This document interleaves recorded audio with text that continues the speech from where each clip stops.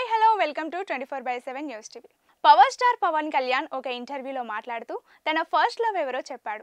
అయితే పవన్ కళ్యాణ్ ఇప్పటికే 3 వివాహాలు చేసుకున్నాడు. ఇందులో మొదట చేసుకున్న అమ్మాయి నందిని తన ఫస్ట్ క్రష్ అని చాలా మంది అనుకుంటారు. లేదంటే ఆయన నటించిన హీరోయిన్లలో ఎవరో ఒకరు ఫస్ట్ క్రష్ అనుకుంటారు. కానీ తన ఫస్ట్ క్రష్ రివాల్వర్ అట. అవును, పవన్ కళ్యాణ్ కు గన్ అంటే చాలా ఇష్టమట. ఈ విషయాన్ని ఒక సందర్భంలో పవన్ కళ్యాణ్ స్వయంగా చెప్పాడు. నా జీవితంలో అత్యంత ప్రేమగా చూసుకున్నది రివాల్వరే అన్నారు. నేను దీంతోటే ఎఫ్ఐఆర్ పెట్టుకున్నానని, ఆ రివాల్వర్ అంటే నాకు చాలా ఇష్టమని, ఈ విషయాన్ని గమనించిన అన్నయ్య చిరంజీవి నేను గన్ కోసం ఏదైనా తీవ్రవాద సంస్థల్లో చేరుతానని భయపడి ఆయన లైసెన్స్డ్ గన్ కొనిచ్చారు. ఆ గన్ చూసుకుంటూ నేను ప్రతిరోజు ఇంటి దగ్గరే ఉండిపోయాను. అంతేకాకుండా గన్తో అన్యాయం జరిగిన చోట ప్రశ్నిస్తూ సమాధానం చెప్పాలని అనుకున్నాను. కానీ అది కుదరలేదు. తుపాకీని నేను ఎక్కడికి వెళ్ళినా జేబులో పెట్టుకొని వెళ్ళేవాడిని. నేను పడుకునే సమయంలో కూడా నా పక్కలోనే ఉండేది.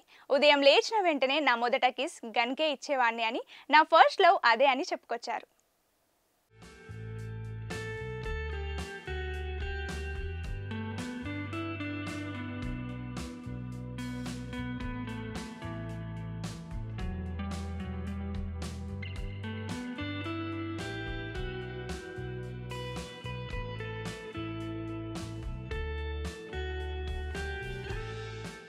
పవర్ స్టార్ పవన్ కళ్యాణ్ ఒక ఇంటర్వ్యూలో మాట్లాడుతూ తన ఫస్ట్ లవ్ ఎవరో చెప్పాడు.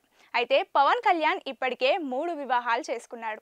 ఇందులో మొదట చేసుకున్న అమ్మాయి నందిని తన ఫస్ట్ క్రష్ అని చాలా మంది అనుకుంటారు. లేదంటే ఆయన నటించిన హీరోయిన్లలో ఎవరో ఒకరు ఫస్ట్ క్రష్ అనుకుంటారు. కానీ తన ఫస్ట్ క్రష్ రివాల్వర్ అట. అవును, పవన్ కళ్యాణ్ కు గన్ అంటే చాలా ఇష్టమట. ఈ విషయాన్ని ఒక సందర్భంలో పవన్ కళ్యాణ్ స్వయంగా చెప్పాడు.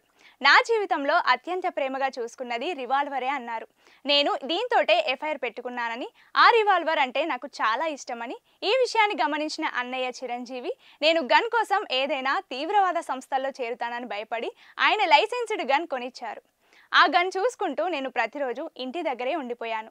అంతేకాకుండా గన్తో అన్యాయం జరిగిన చోట ప్రశ్నిస్తూ సమాధానం చెప్పాలని అనుకున్నాను. కానీ అది కుదరలేదు. తుపాకీని నేను ఎక్కడికి వెళ్ళినా జేబులో పెట్టుకొని వెళ్ళేవాడిని. నేను పడుకునే సమయంలో కూడా నా పక్కలోనే ఉండేది. ఉదయం లేచిన వెంటనే నా మొదట కిస్ గన్కే ఇచ్చేవాడిని అని, నా ఫస్ట్ లవ్ అదే అని చెప్పుకొచ్చారు.